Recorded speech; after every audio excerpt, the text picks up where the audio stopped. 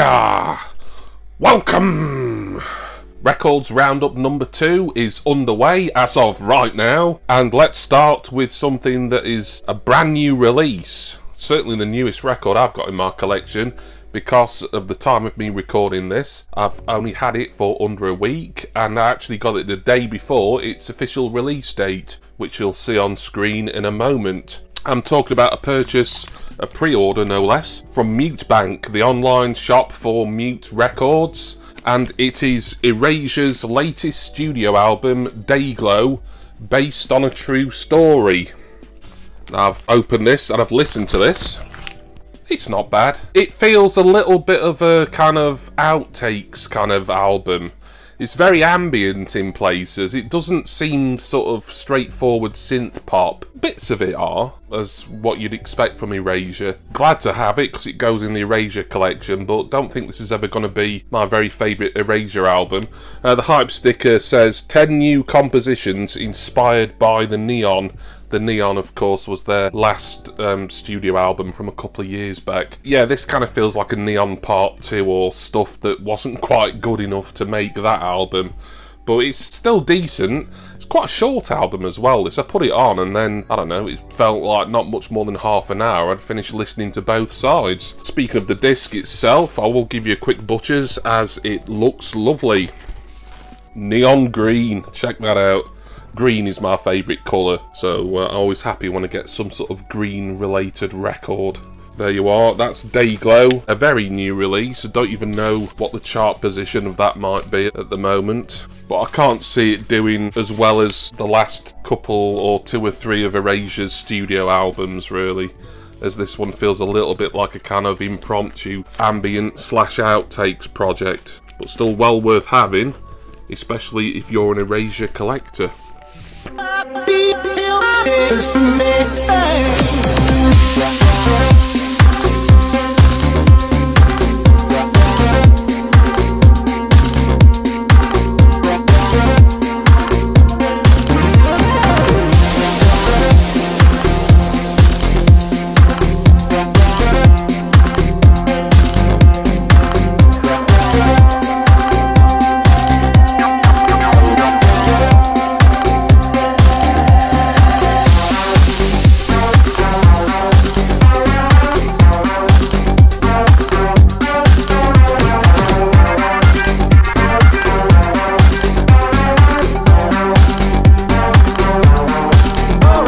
Now I can show you 3 albums from the one artist, and I'm really happy that I've decided to beef up my collection for this particular guy. I'm talking about Matt Berry, and this is his, I think, originally 2011 album Witch Hazel. This is the 10th anniversary caramel coloured edition. So this is out on Acid Jazz Records. It's got a really nice higher quality feeling sleeve, this as well, like it's been made with slightly better cardstock. Quick look at the back there. Matt Berry, yeah, a lot of people really know him for his work on TV and his comedy and stuff like that, but for me, I'm a fan of his music first and foremost, and yeah, there is humour in his music, but he is a serious artist. It's funny saying that because there's actually a track on here, it's on side B, it's called Rain Come Down, and it said brackets featuring Paul McCartney, but it's Paul McCartney without one of the C's in his surname. And essentially that's just Peter Serafinowicz, the British comedian, doing his rather spot-on impression of the actual Paul McCartney. Decent album this, I've listened to this already. There's your caramel colour. Yes, that means it's brown. I do like that, I think that looks rather unique. You don't get a lot of brown coloured records. Plus caramel sounds nicer, doesn't it? This isn't my favourite Matt Berry album that I've heard so far. I've not heard all of his back catalogue by any stretch, as you'll see in a moment. I think from what I've got in my collection and what I've listened to, I think he does better work a little bit later on, sort of more recently in his career. But Witch Hazel, and I just love the way he uses these sort of like old English folky kind of motifs really for his work. And he's got a lot of that kind of early 70s psych kind of element, and he mixes a bit of prog in, a little bit of folk, as I say. It just makes him kind of a unique artist, really, but a really enjoyable one. So that's Witch Hazel. So I'll show you the next two from Matt Berry pretty quickly. These are all from Juno Records, by the way, which is a site I've been looking at for a long time, but I've never got round to using. This one, which I've not listened to yet, and it is on standard black vinyl, so I'm not going to bother getting it open, but this one is Night Terrors. I can't remember the year it'll say on here. Actually, this is, I meant to show you the other one first, because this one actually came out about a year or so after the next one I'm going to show you, and the sleeves are very similar. This one is quite interesting because it's got a Saint Etienne remix on it. Night Terrors, the Saint Etienne mix, is track 1 on side 1, so I'm really excited to hear that. As you know, I'm a massive Saint Etienne fan. But I want to show you the third and final Matt Berry album as well, The Small Hours. As you can see, compared to Night Terrors, it's very similar sleeve, and I think this will have, you know, some alternate versions and remixes of stuff that originally was on The Small Hours. I think this one is 2016 and Night Terrors was 2017. Yeah, the normal version of Night Terrors is track 1 on side 2 of this. So there again, standard black vinyl.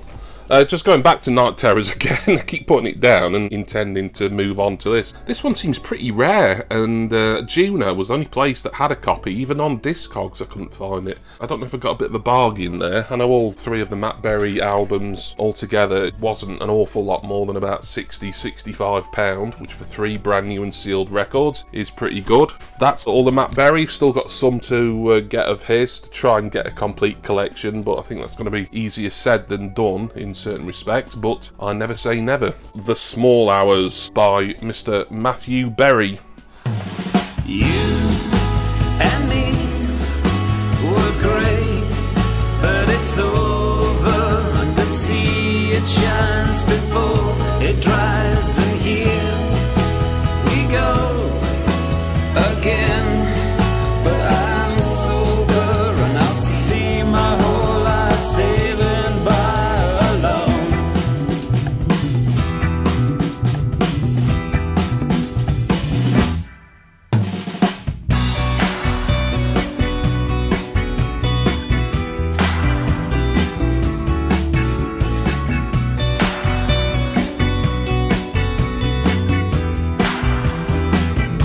Right, we can finish with a couple of mail openings, and if I've done my working out properly, this will be 2 Discogs purchases from 2 sellers, both of the same band. Let's get this one open first, simply because this one was on top. I know both of these that I'm opening here are pretty cheap, and it's for an actor I collected a lot in over a pretty short period of time, but there were just 1 or 2 sort of slight holes in the collection that I've been wanting to fill. And I would say one of these particularly is kind of an impulse purchase in a way, as I didn't really need it. But I'll get on to that. Oh no, hang on. That's interesting. I think he sent me an old record sleeve. Say he, could be a woman.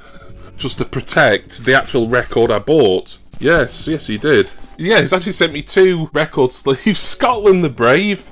Oh look, Wayne Deacon, your dad's on here. And Highland Fling, and he's put a note on there, your record is in between. Quite nice sleeves, those, actually. Reader's Digest, that one is certainly. Oh, they both are. They're both Reader's Digest records. Lovely stuff there. I do like bagpipes, that's a weird thing. If you'd actually put the records that came in these sleeves originally in here, I'd probably listen to them. So I'm a little bit disappointed it's just the sleeves, but the records are probably in such bad condition. He chucked them out years ago, I don't know. Anyway, we won't focus too much on those, because the album I'm going to show you, it's separated out as it's a second-hand copy here, is Ring of Gold by Clannad. Now, it's a funny one, this. Oh, it's got an old Virgin Megastores price sticker on it. This one, the Discogs database has it classed as partially unofficial.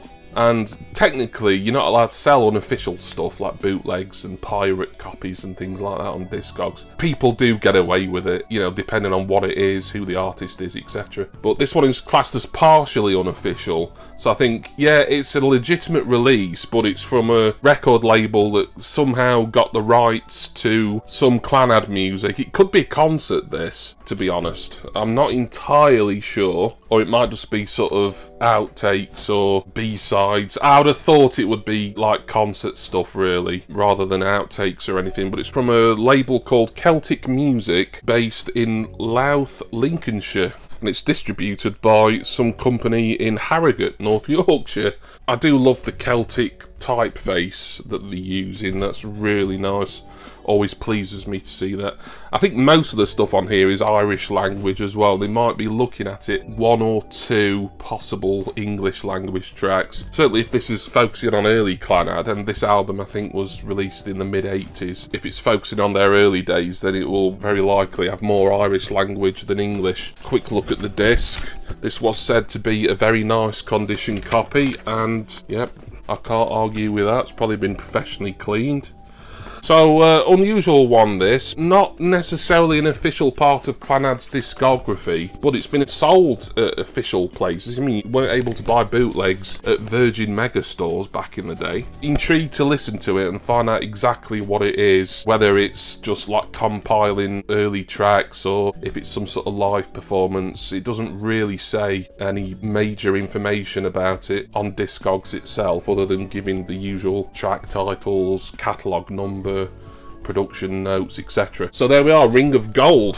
Final album, another one to open, another one from Discogs. Oh, Ring of Gold, I think that was, including postage, was about £9 something.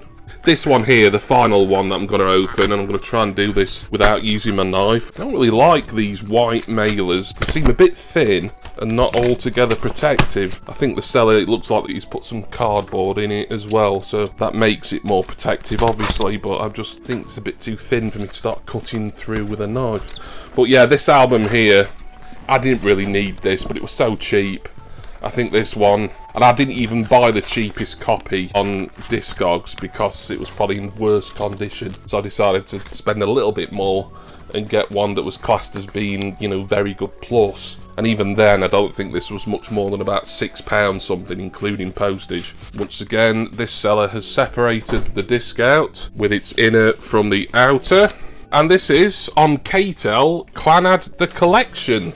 I think this will be the first of many, many Clannad greatest hits and compilations. I mean, I've got, including this one now, I've got 3, because I've also got Past Present, which was their compilation that came out in the late 80s, and then I've got In a Lifetime, which was out in 2020, and they released lots more on CD and probably 1 or 2 on cassette as well in the 90s and noughties. Yeah, I didn't really need this one, because I think I'm going to have all the tracks that are on here, but it was just so cheap, I thought, why not? And to be fair, this is a really nice condition sleeve. K-Tel, a lot of record collectors will be familiar with them. They sort of got the rights to release a lot of compilations for different acts. Very big in certainly the 1970s and 1980s. Probably still going in some form now. K-Tel were kind of a big sort of, you see them advertised on TV quite a lot back in the day, I believe. So it's got a lot of the big hits on here. Theme from Harry's Game, New Grange, Robin the Hooded Man, which was the theme tune to Robin of Sherwood, In a Lifetime, that features Bono. So yeah, it's got a lot of familiar stuff, or at least familiar to me as a Clannad fan. Quick butchers at the disc. This looks like the original inner. Yeah, a bit of a boring, generic centre label there, but the disc looks pretty clean. No complaints there for £6, maybe even a bit under £6, including postage. Oh, we've got another price sticker to look at there. I didn't spot that initially. £1. So someone's probably made a little bit of a profit on this after I bought it, as I'm sure this was a little bit more than £1. I could have probably got this for around £3 or so on Discogs, but as I say, I wanted to get one where the seller had good feedback and they were rating it as at least very good plus, and this one is a very nice clean copy.